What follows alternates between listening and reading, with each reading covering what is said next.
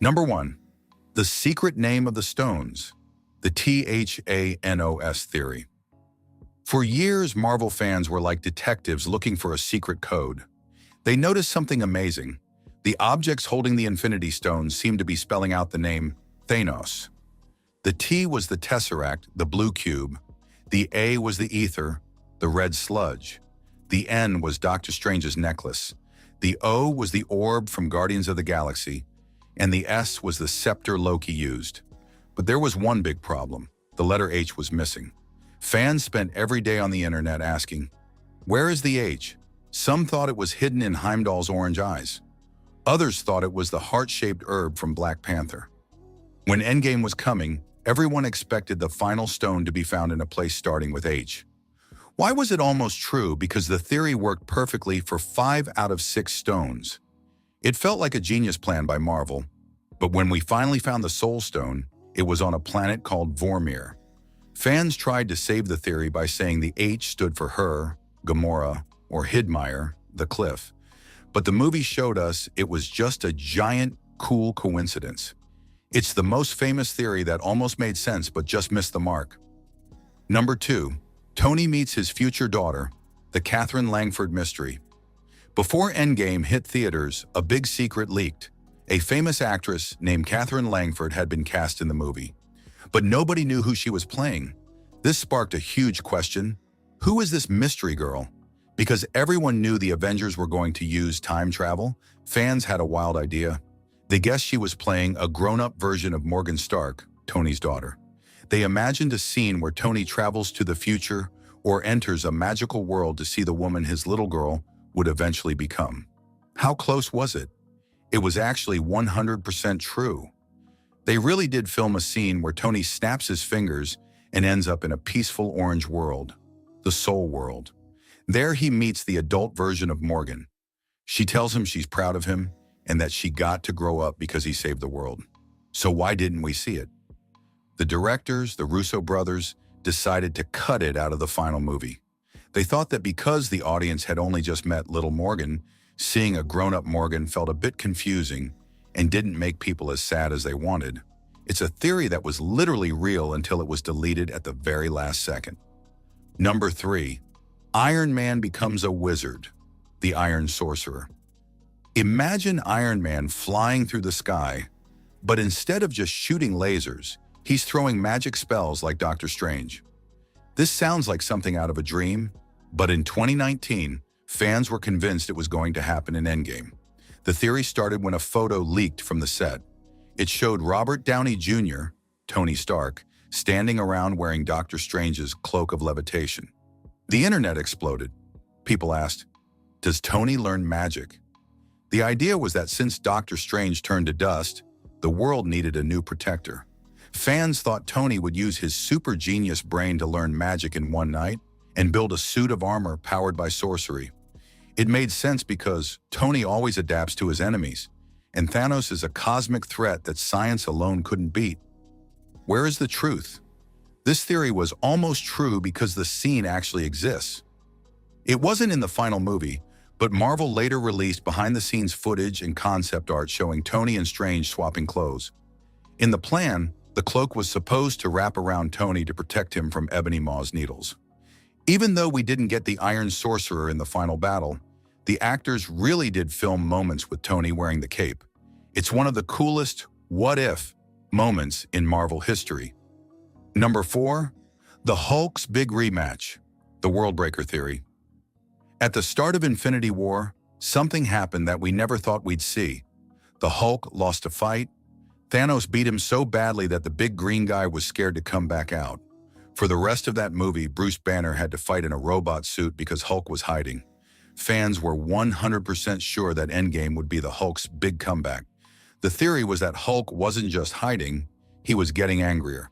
Fans expected him to transform into Worldbreaker Hulk, a version of the character so strong he could shake the entire planet. We all waited for a giant round 2, where Hulk would jump out of the shadows and punch Thanos right through a mountain. We wanted to see him finally get his revenge.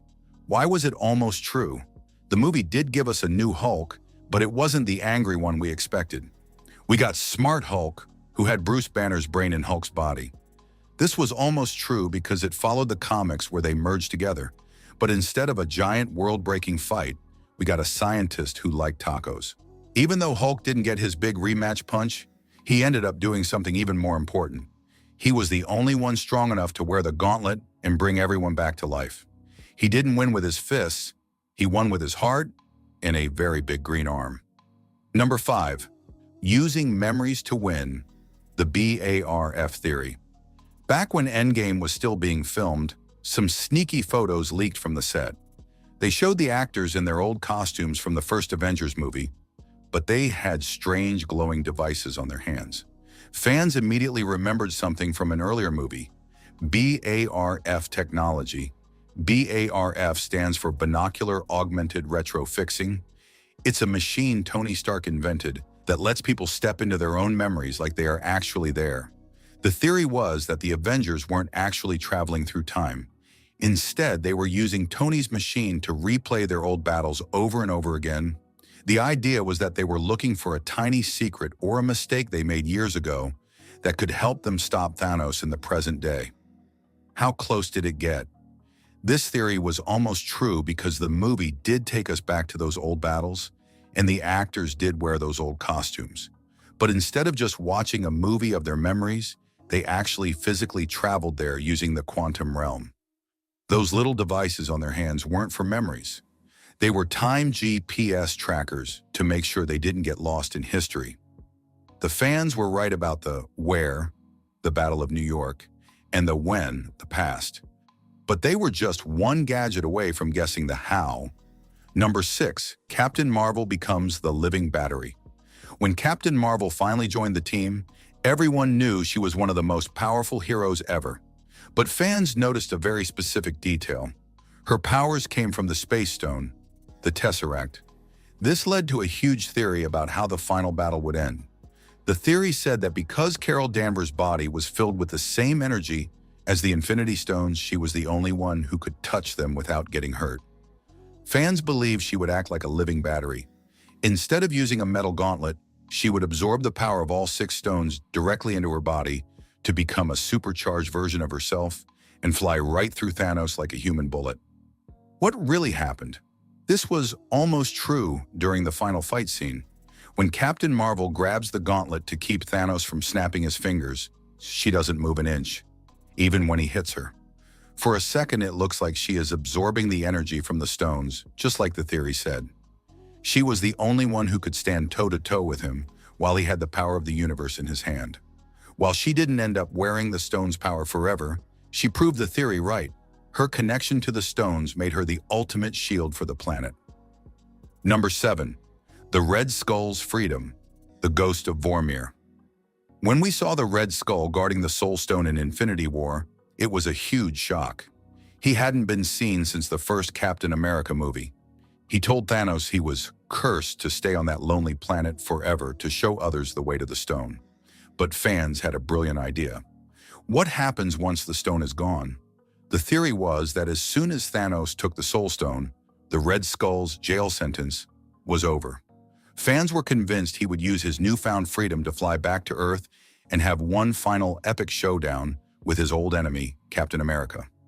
People imagined Steve Rogers finishing his story by defeating the very first villain he ever fought. Why was it almost true? The directors of the movie actually confirmed that the fans were right about one thing. The Red Skull was free. Once the stone was taken, his curse was broken, and he could have left Vormir at any time. So why didn't he show up on Earth?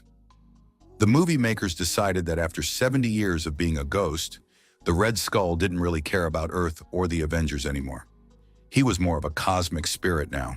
The theory was right about him being free, but the character had changed too much to come home for a fight.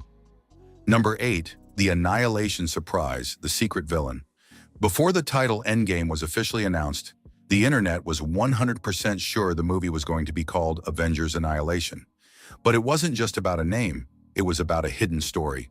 Fans believed that the snap was so powerful, it actually cracked the walls of the universe.